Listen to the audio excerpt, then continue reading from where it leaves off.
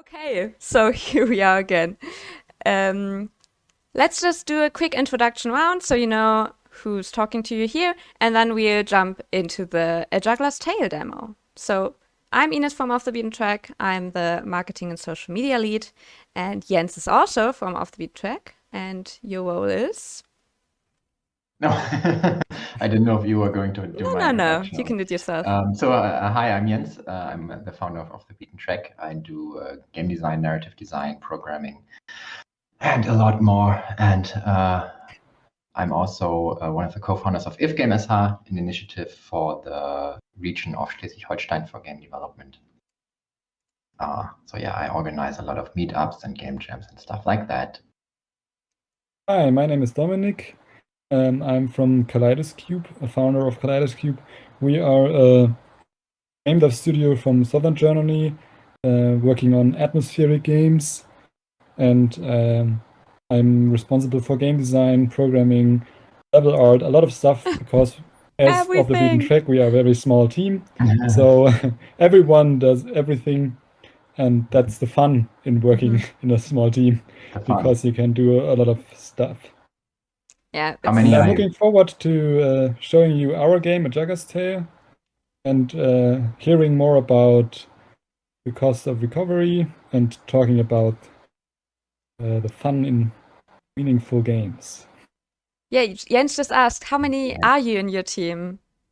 We are four. Four. Four people. Okay. So yeah, Nice. we've And grown you quite know a each bit. other from Well, studies, or how did you meet?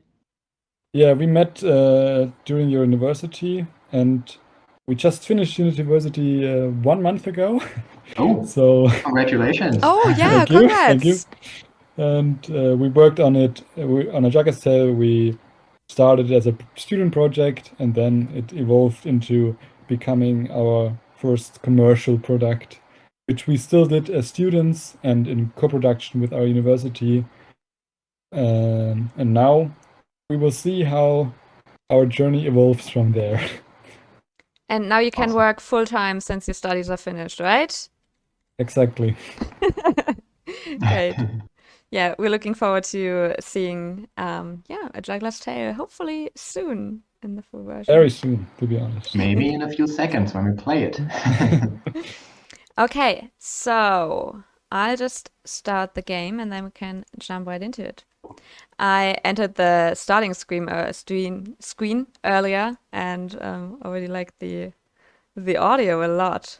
So you see that in a second.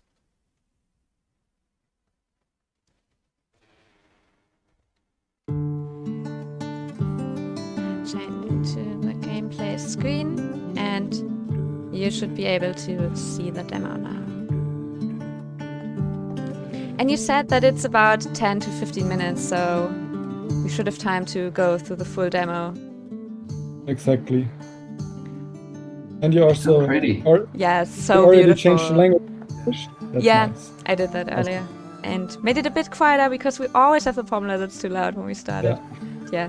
That screen is already so pretty. I just kind of want that as my background with that waterfall slowly trickling down.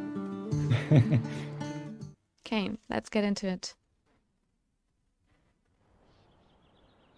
Ladies and gentlemen, come in, come in. In the mood for a story, are we? Our hero is no normal hero, not even a hero at all, but a wee little heroine, fully unremarkable. I know it sounds absurd. She lived in a quaint little village just like this one. Trust me, it's not so important where you are from. Even the meekest hick town has stories galore. Oh, I can already So run. the one I'm telling might as well be yours. Right, so we will gonna be interrupted by the narrator a lot, I think. So I know where the pauses are. And A Juggler's Tale is a game about a string puppet, as you can see, and A a little circus fairy was in tale that's town, being traveling their told. route, wooing the locals wherever they were about. And amongst all these passers-by, here's Abby. Would you like to say hi? Yeah, it's about a fairy tale that's being told by a narrator and a puppet master, and you as a player play the main hero of his theater play, the little string puppet Abby, and get to experience her theater play, basically.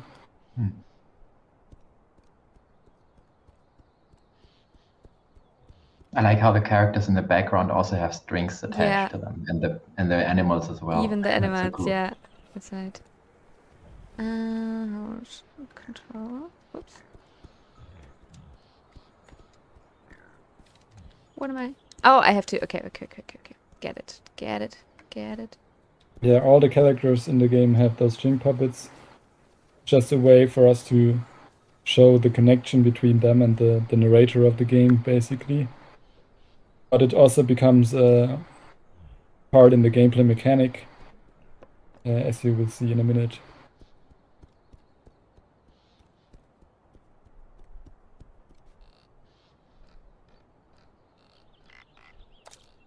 Was that the scene from one of your like marketing screens where you jump over? Of course. Yeah.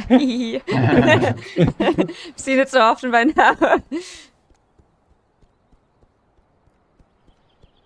Come on, Abby. Show us what you're made of. Okay. Oh, okay. That's fun.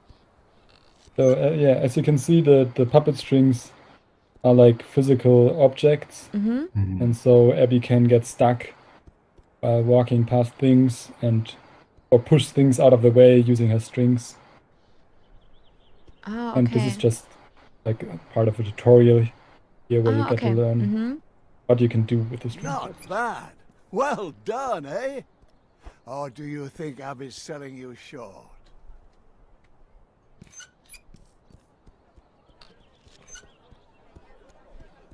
She's not here by chance, though. No, this isn't a visit. This is her home. Fortune has deemed her artiste extraordinaire, though not extraordinary enough to command her fair share. The ringmaster announces, "Attention! The artiste!" A meager little girl child confronts the beast. "Help! I'm afraid I've dropped my cap. Someone to the rescue! Can Abby save my scalp?" Seems unfair. A little girl against a bear. You can do it.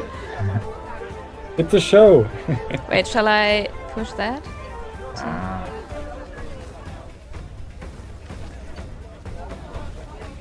Am I just gonna jump on the bear? We'll see. Uh-oh. Hey! Be nice. Must I watch you being torn to pieces? Oh, okay. I'd rather lend a hand, if it so pleases. That was not it. Maybe you can swing on the ropey things. Oh, yeah. Of course. Oh,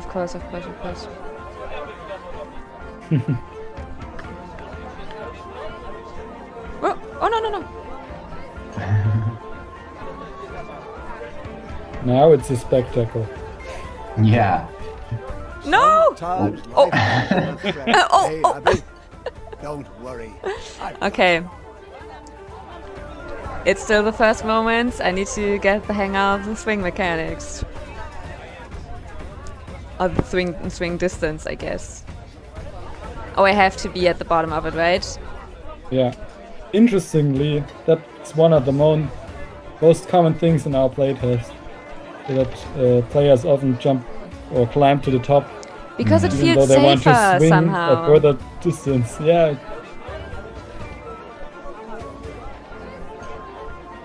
I really like the way you're handling mistakes or even player death just by making the narrator say, hey, that's not how it happened, and then pulling back the character. That's so clever. I like it. Thank you. Yeah, we wanted to embrace that even more, but sometimes it's hard to do it that way. When everything, you're in the middle of action, it's really hard to just get pulled out. Yeah. Can I lure him away with that? Yeah. Well done. You've almost got it. Don't stop now. Use your wit. Phenomenal, Abby. Do tell. The ringmaster praises. You've mastered that well. But now the hours have whiled away. That was the last performance of the day. Who's the bear's hunger dons? Oh, Oh, oh no! Alas, They found a that is not mistake. before the cheering Oh, no. crowd. Abby's life is far from proud. You had Aw. the audience cheering for Oh. more. The ringmaster praises and then locks the door. Poor Abby, held in a small cage day and night, only free for the length of a staged fight. Food and lodging, if you eat like a bird, but oh, how she longs to see the world. What's this? A pair of rats take heed and bring an apple in her hour of need.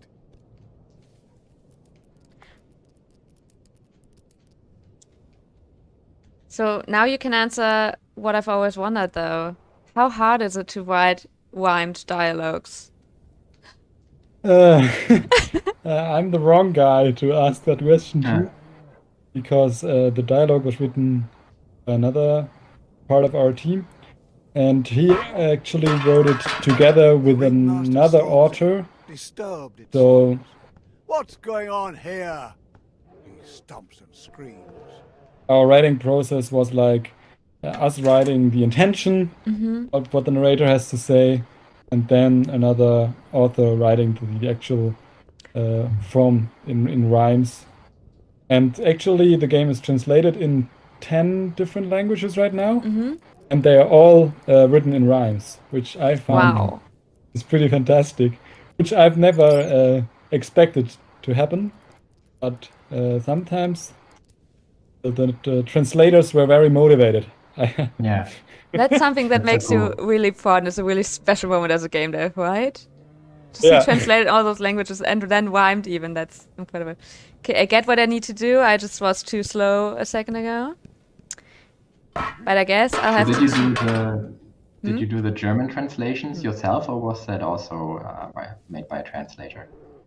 No, we very closely worked on Should the she German and suffice English with the version. bars Okay. of a cage?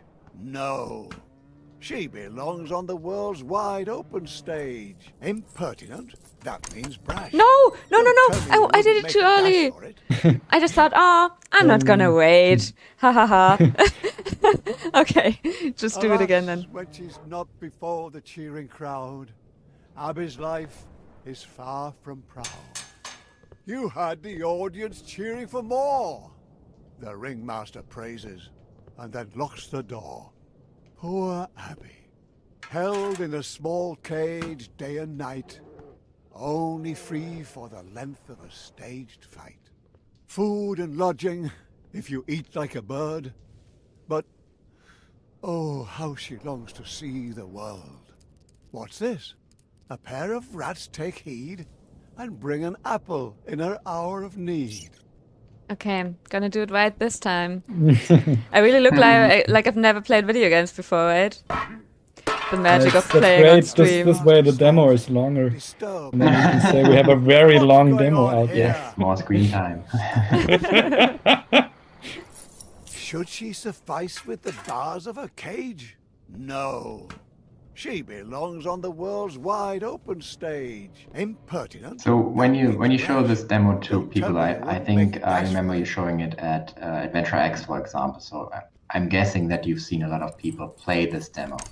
And carefully, Are there common mistakes you carefully, see again and again don't from make a which you have sound. learned and maybe adapted She the game slips design a little away bit? from the ringmaster's Or how was crowd. the feedback that you got for the Poor demo? Yeah, Buzz. certainly. Abby knows too For well how example, his the captivity scene we feels. just saw with Raging beast, the director pardon throwing me. his head, That was something we implemented, Don't you see because the threads holding you up we also usually hold you had back? the head already Without laying the at help the center of friends, and those the are circus very scenery, few, and your dreams players will just stay didn't dreams listen as and closely never come true. and didn't know what they should do with the bear, and that they had to fetch the head.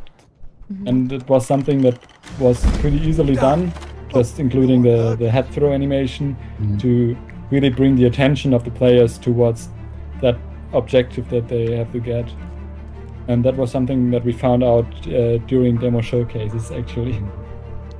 Yeah, I've heard a few times that game design is communication, and oftentimes in my games I think I've clearly communicated what the goal is, and then I see somebody play the game and they have no idea what's going on. So, yeah, but it's a hard thing to do, because sometimes you don't want the goal to be that visible because you think it's a puzzle, but for the players it's just frustrating not knowing what to do. yeah. So I think it's always back and forth on making it too easy because you communicate too much, and making it too hard because you don't communicate too much. And also you have to see which mistakes are common at conventions. They might not be common in a a private setting, because in conventions it's always like very hectic, and if something takes too long, yeah, you're just not doing it right, or you might not read or listen to the text and stuff. Quick Exactly. now, Abby, run away. Don't look back. It's the start of a new day. Oh, but I had to leave the bear behind.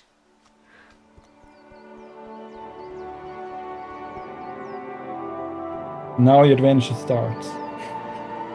Real adventure starts. This is the story of a This little is so great. juggler's girl. Like, I don't have to tell you anything.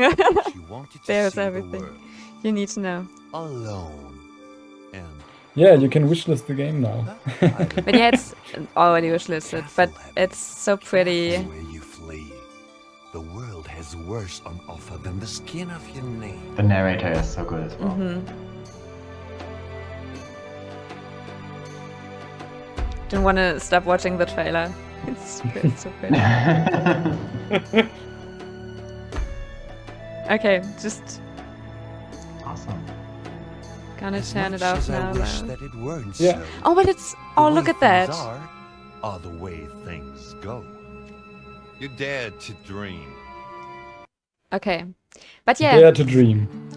for everyone who's watching, you can of course play the demo, which is live on Steam. So just go over there, play it yourself, and wishlist the game. And also, both our games, so A Juggler's Tale and The Cost of Recovery, which we are developing, are part of Indie Arena booth this year. So you can also check that out, because if you don't know, the Indie Arena booth has a whole virtual expo that you can explore. And you can find our game in the BMVI area of the game, the virtual expo, just different areas. BMVI, aka the Fun Box, and A Juggler's Tale. I also went past it. Do you know what the It's area at the is lake. called? Yeah, at the lake. That's right. Bubble pool at the lake. Yeah. It's So, fun to go there and visit the games. yeah. Still not as fun as going to an actual event, but kind of a similar experience. But we also have NPCs at all the booths, and you can like talk to them and have a little dialogue with them, because we could answer questions and answers. And also, do you have a sticker? I know that our Jens, which is our Yeah. NPC, has a sticker. Yeah, you also. So We have a collectible every character. Yeah. yeah.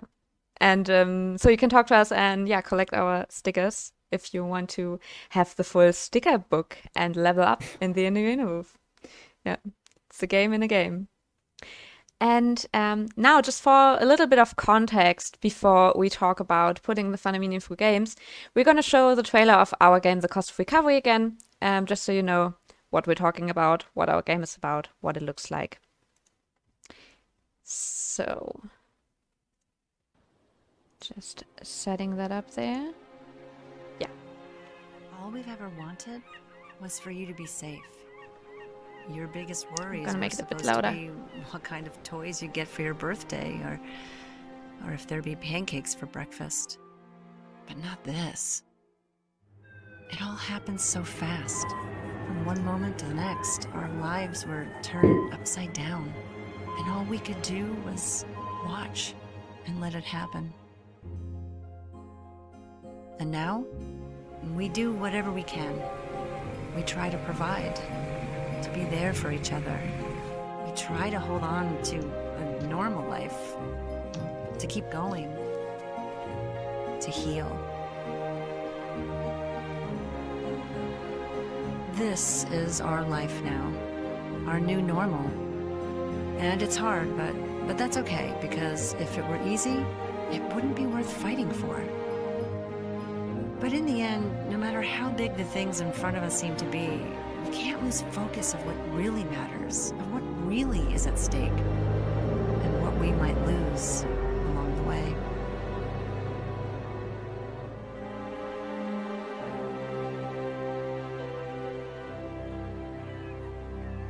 Yeah. No demo, Such a but beautiful you can trailer. also wishlist on Steam, so go over there. I don't know how many times I've seen the trailer by now. Yeah, I was asking myself that because your trailer is also from 1 year ago, I guess. Mhm. Mhm. And I think a lot has changed probably in the game. So do you still enjoy watching that trailer, or do you think it's worth to wait for a new trailer? Hmm. A lot has changed. We've changed quite a bit of the art style. We're using different shaders. And we thought about revisiting this trailer and maybe rendering a new version with improved visuals and improved animations. But it's so much work. Yeah, it's much you can't underestimate the time that a trailer takes to produce. Yeah, so we'll eventually have to put out a second trailer that has the updated graphics. Yeah. Nice. I'm looking forward to that. And still, the old trailer does look very nice and transport the story of the game really well. I So think we can both enjoy it, but also you see like Liam, so the son of the family. We Yeah. designed him a bit, but then I still love the voice acting of Liz Fodor, our voice actress for the trailer, who actually won. Was it one award or multiple? She was nominated for an was award nominated. for this trailer, yeah. yeah. But Awesome. yeah, that was so great to hear, and we really love her voice acting. So that never gets old. But yeah, actually, Yannick and me noticed yesterday that we hadn't watched our trailer in quite some time, and yeah, it's cool to see it again. But Awesome. yeah, putting the fun in meaningful games. So yeah, both our games do have serious topics in them. So ours is about a family whose son suffers a stroke, so it's not a very fun topic. And what would you say your game is, like the broader story? What is it about, Dominik? About finding autonomy and your true self. Mhm. But I think it's much more oberflächlich. Superficial, maybe? Yeah, maybe than what you are trying to achieve with your game, from what I have learned about your game, I think.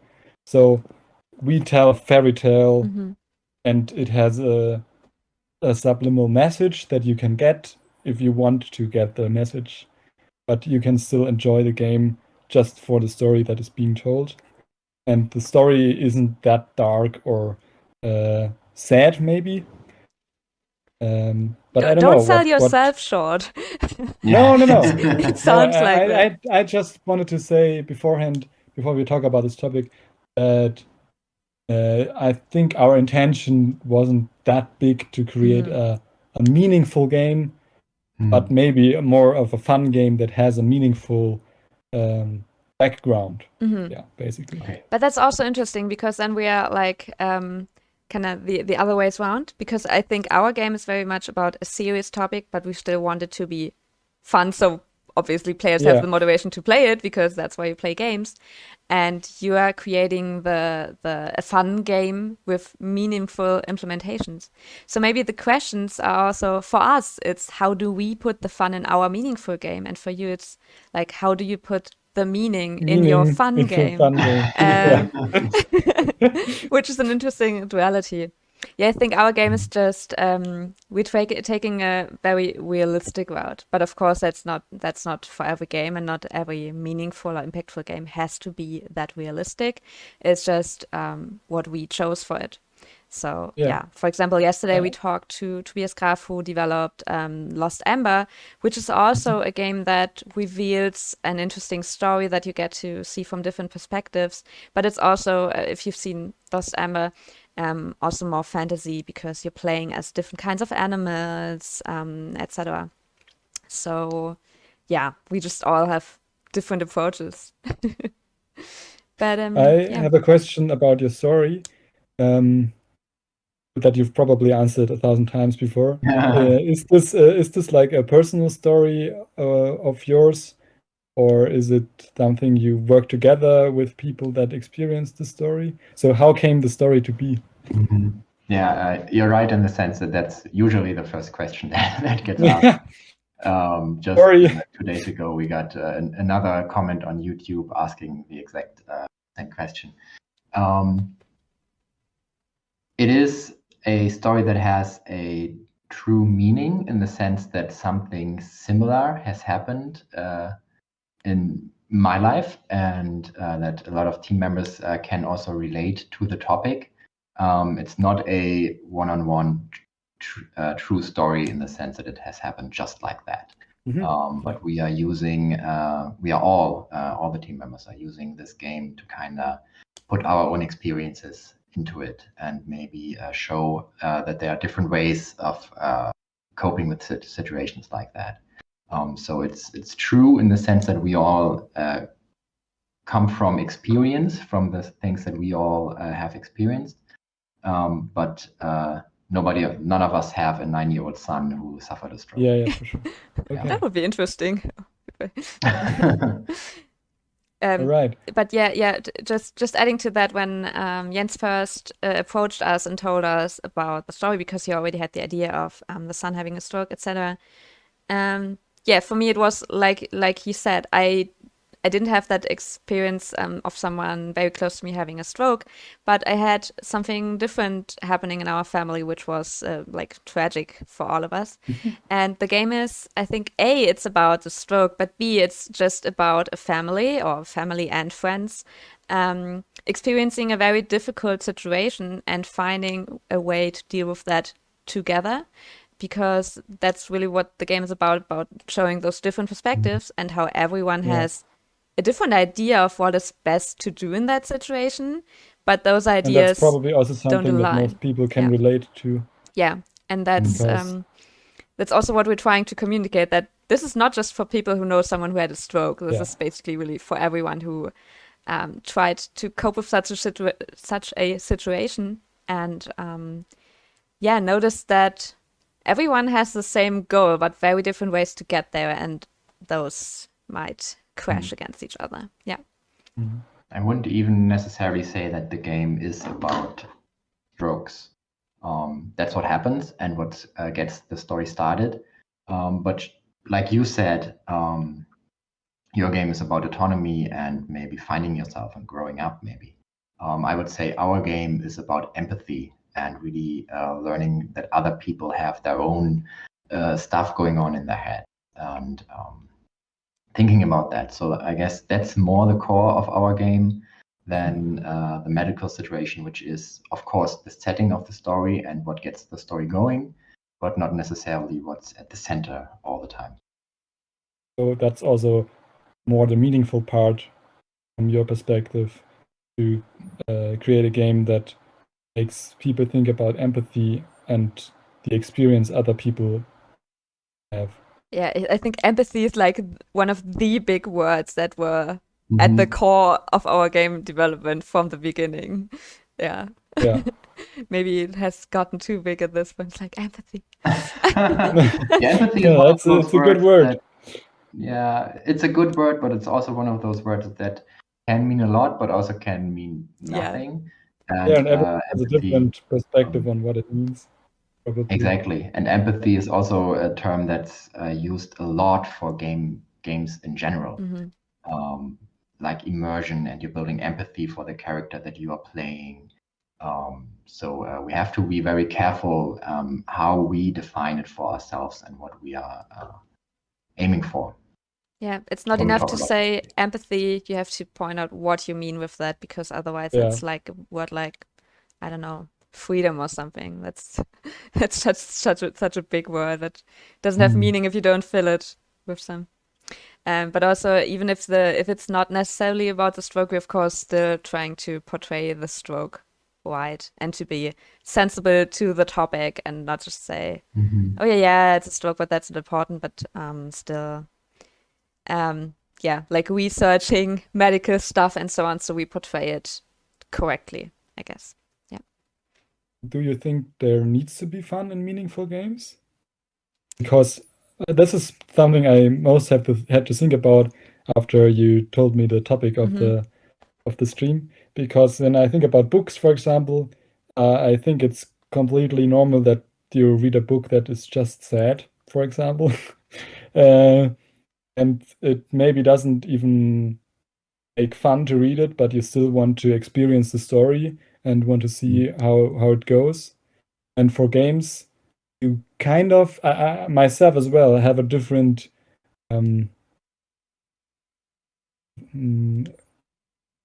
you expect a different thing from a game. You expect maybe to have fun, but is this something that should be as it is right now, or? I'm a big fan of saying no to that question. Yeah. So I have this talk that I give about every 6 months to a group of students, and that exact question is one that I'm talking about. Do we really need fun in video games? And I usually play Silent Hill with them. And Silent Hill is not a fun game. I wouldn't say that any situation in that game is fun, but it's a game that has a target experience and delivers that very, very well. So I think that games don't necessarily have to be fun. They can also be scary, sad, melancholy, and all the things. I think what we mean when we talk about we want to play a fun game is that we want to play an engaging game. We don't want to be bored. We want to be engaged, and we want to enjoy every second of it, even though enjoy might again be a wrong word because that has such a positive connotation. But we want every second of it to be engaging. So maybe making games valuable to the player. Exactly. Yeah. I think so too, because we're telling such a serious story, but it's important to not be or to be more than an interactive movie. So we want to be more than just you experience the story and also you can run around or something. You have to have mechanics that are like what video games are about. Are these specific mechanics that we call playing a video game, and engaging with the story, basically. And even if those can be in a fun way, but they don't need to be. And if they make you feel feelings, so to say, if they make you feel sad, if they make you feel, well, maybe if they make you laugh or whatever, if they make you feel something, then that's what we're searching for. I think one thing to keep in mind is that any interesting and engaging experience has its ups and downs. If everything is like 100% over the top scary, then the game is not going to be scary for long because you get used to it. But if there are super scary parts and then there are slower parts and then there are scary parts again, then that's going to be engaging. And I think that's something for us to think about as well. We can't just be melancholy sad all the time. We have to mix it up with some more happy moments, which don't necessarily have to be fun, but they can be happy. And that's something that we put into the design of the story from the get-go, that we always had positive, negative, positive, negative, positive, negative, which I think is super important. And that's not an idea that comes from me, but that's something I read about in a book about screenwriting. Because that's how movies work as well. You have faster parts and slower parts.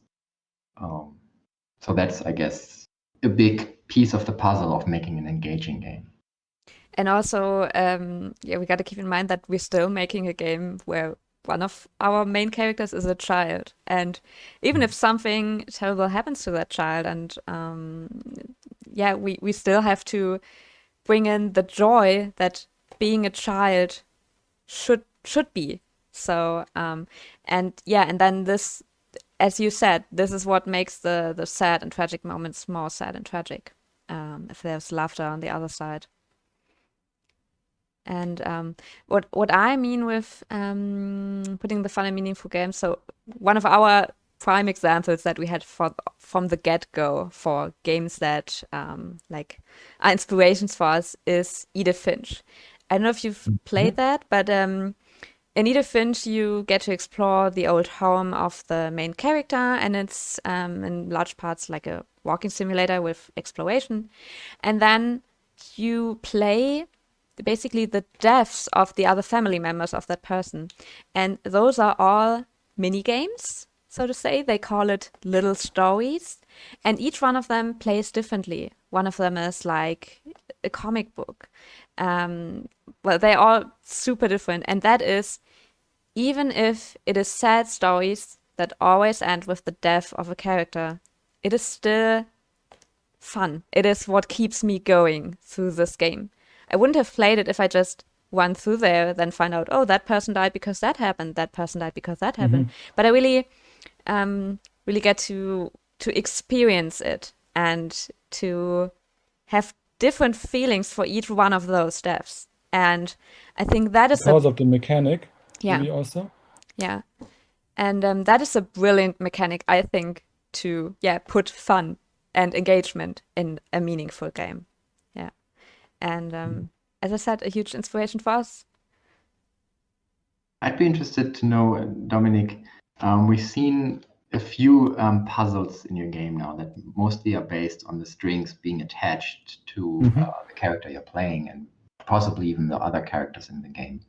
How did you come up with that? Is that something that you first had the setting here, you play these puppets, and then suddenly you had, oh, we can make a puzzle out of that? Or did you first think, oh, that would be such a cool puzzle, and then you came up with the setting? And to add to No, that we- question, how did you first get the idea of we're making a game about a puppet at all? Like, So we wanted to make a game with a narrator. I think that was one of our main goals when we thought about the concept, because we wanted to tell a story, and telling a story by a narrator always has this kind of soothing atmosphere where you get dragged in and something is being told and you can concentrate on the story. And then we thought about why do we make a game then? We can just write a book or do a movie. And then the thing came up with the puppet strings being a visual representation between connections of all the characters and the puppet master that tells the story. And that was basically how the story evolved. And the actual mechanic of using those strings as a puzzle element came pretty late, because we always knew that we can't show sceneries where something is in the way of the puppet strings. And the first part of the game was already completely designed that way. And then our programmer catched up and created us those really nice puppet strings that can stick to things and can rip and all that kind of stuff. And we had to rethink the whole game based on that, because suddenly there was such a new and fantastic component of bringing more meaning to those puppet strings, because they weren't only there for the story anymore, but became part of the gameplay. And then we had to redesign the story as well. So that was a hard, iterative way of designing that game, basically. I really love the symbolism of those puppet strings, I gotta say, because being attached to something and like not being free and being controlled by someone else, is like you can express so much with just 4 strings attached to a person. That's really cool. And also funnily enough, just like last week or so, I just thought about puppet theaters and that they barely exist anymore. And that as Germans, we all know the classic Augsburger Puppenkiste, which we watched when we were children, I guess. And I just thought about it and I was kind of sad that that doesn't exist anymore. Like, I understand why it doesn't exist anymore, but still it makes me sad. And it's really cool that you took that classic concept and, yeah, make it modern by translating it into a video game. Really a fan of that. That setup with the puppet master raises a lot of interesting questions. Like, when I am playing the game, am I controlling the character or am I controlling the puppet master? I don't know. But then these situations arise that we've seen in the demo where Ines screwed up and the puppet master says, no, that's not what happened. So that kind of inches in the direction that we're controlling the character, not the puppet master. But I don't really know if that's something that you thought about. And then for me, the question arose, did you think about stuff like what the Stanley Parable does, where there's a conflict between the player character and the narrator, and they kind of fight, and the narrator says, no, that's not what you're supposed to do. It lays path for a good conflict, doesn't it? From a writing perspective. I don't want to spoil the game, but yeah, things get complicated between you as a player and the narrator, because that's obviously something that's going to bother you in the game, because maybe sometimes, like right now, he helps you in situations where you would die. But maybe he takes things further. You don't know? Okay, that's super interesting. Yeah, I really want to play the game now and see the ways you're exploring the question. That's so cool. Also reminds me of the Supergiant games, which I bet you know, because they all have such wonderful narrators that I've seen the games being praised a lot just because of the awesome narrators. And they also have that like where the narrator says, oh, and then he's going left, but then you turn to the other direction and it's like, or maybe he does not, and stuff. Yeah. And I love that. And I love that you implemented the narrator kind of even more, because, I mean, we don't know yet, but it seems like he might be the one controlling. We don't know yet, but at least it raises the question already. Exactly. It raises the question, and it raises the question about finding the autonomy and stuff like that we wanted to raise with the story, and does that by using the gameplay mechanic, which I think most people find interesting. So usually people come for the nice visuals and stay because of the puppet strings and because they want to find out what's going on with those, and that's a nice catch to keep players engaged. Cool. And that's also an awesome order, because great visuals are always great to be seen on the Steam page, and then you gotta have that gripping something, and that's your puppet strings. Yeah. So how did you come up with the visual style? I find that it really supports the idea of the game, of the puppet master and puppeteering very well. So how did you come up with the art style and maybe even the color palette, which was really special, at least in the demo and everything I've seen so far? Yeah, I think the art style was something that we had even before we decided which story we wanted to tell, because we were huge fans of a concept artist called Mikael Gustafsson.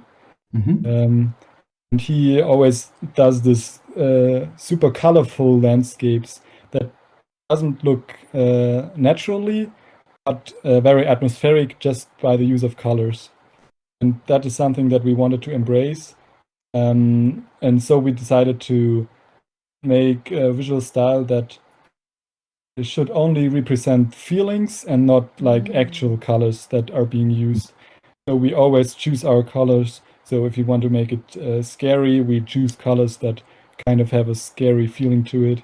And if you want to create a happy atmosphere or something like that, maybe the colors get more lighter and more fun, which is kind of hard to do sometimes, but somehow it worked out quite well. and we are really scared about our next game and what art style we are gonna do with that, because that's always so hard to define, I think. And sometimes it just works, and often it doesn't. So we will see. Maybe we have to iterate on that in the future. But even from a marketing perspective, the way you use your color schemes and backgrounds is very screenshotable. Like all the pictures are very pretty, and just when I played, there were so many moments where you were like, okay, I could stop right here and make a screenshot and use that as a wallpaper. That's pretty awesome. Also, your trailer, I love the way your clouds look. So yeah, really pretty. Yeah, a lot of from the colors actually come from me visiting museums and just getting inspired by traditional art. And I always then took a photo of this image and said, okay, this is like the feeling I want to have in that part of the game. And then it floated around in that level for a while until someone took it up and kind of met the color palette to match those colors in a traditional painting, which is something I can recommend, because a lot of artists use great color palettes to express emotion and feelings, and you don't have to recreate an artwork to just transport the feeling of the artwork. Maybe it's sometimes just the colors. Yeah, that's something that I really admire, looking at other pieces of media. I think a lot of game developers and game designers fall into the trap of drawing most of the inspiration from other games, but there's a wealth of different media, be it movies, paintings, books. There's so much stuff out there, theater, opera, that we can draw inspirations from. And if I think it's very dangerous if we as game developers only look at other games for our inspiration, because then we're kind of going in circles with our medium. Yeah. Especially so when cool to hear you do that. Especially when you're a studio called Off the Beaten Track. Well, we shouldn't just walk the same path as everyone else, right? Yeah. Draw new inspiration. But I really, I feel the thing that you said about the art style being iterative. That's something that also happened to us. Like, we started out and had, of course, an image in our mind how we wanted the game to look. But then you start implementing it and you see, okay, if we do it this way, it looks a little bit cooler. If we do it that way, it looks a little bit better. Or maybe even it's a little faster to create. And then how do you approach your art style? Like, were there inspirations, or because you also have this very flat look, or isn't it that anymore? Because you just mentioned that it changed. Yeah. A big question for us for the art style was how do we convey emotions? Like, we knew that we wanted our characters to show emotions. So it was very clear to us that the facial features had to be very defined. So we had very strong contrast between the eyebrows and the skin and stuff like that. And then we thought about how do we make the players identify with the character without falling into the trap of the uncanny valley, which is if you try to do it realistic, but just don't reach it quite enough, and then it feels so weird. And in order to avoid that, we decided for this cartoony look, which we think works very well for conveying emotions in general, because it also gives us the freedom, if you're a little bit more cartoony, just like you talked about as well, to use colors in an unrealistic way. So looking at our trailer, there's a lot of orange and a lot of colors that might not be there in the real world. So that's something, those are the thoughts that we had going into. And then, of course, you build it and see, okay, this looks cool. And then we kind of added onto it and iterated a lot, seeing what looks very well. And then it also was a lot of trial and error, seeing what works, what doesn't work. And also, our game it's set in the coastal Maine in the 90s. And our artist Patrick is like actually walking around Google Street View sometimes, just walking around Maine. looking at houses, looking at their outsides, insides, just yeah, for the real world inspiration, which is also pretty fun. So the emotion that you want to express on your characters, I think it's a very good way to go the cartoony way, because that way, as a player, you also are being used to having more abstract emotions being shown on the character faces, just like you mentioned, as it would not be if you have realistic characters, because then you can just focus on how weird everything looks if someone tries to express an emotion, versus if the eyebrows are just getting narrower in your style, everyone knows what you are trying to achieve with that. Exactly. It's a lot Yeah. more readable, and Yeah. it also is very forgiving in some sense. Because, as I said, if you're aiming for something realistic and you screw up, that doesn't work at all. Yeah. And if you go for something cartoony and something looks a little bit off, that's maybe fine. I have one more question for you, Dominik. So we talked a lot about those string mechanics, etc. But were there any mechanics that you thought of doing and thought of maybe adding to those puppet strings that didn't work out at all? Mm-hmm. Just because Yeah, it so, seems like something where you try things, but then you notice, oh, some things definitely just don't work. It's a Yeah. good idea, but no. There are like the puppet strings.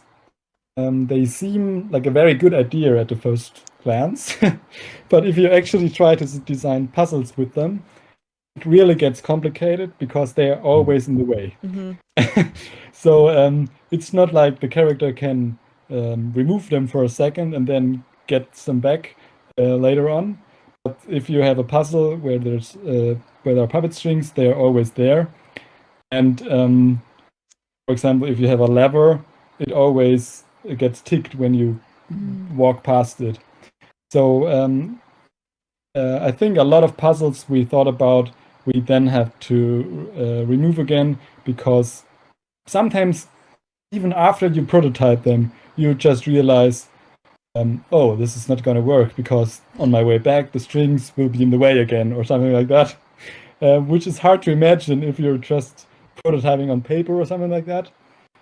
So there were a lot of restrictions from that.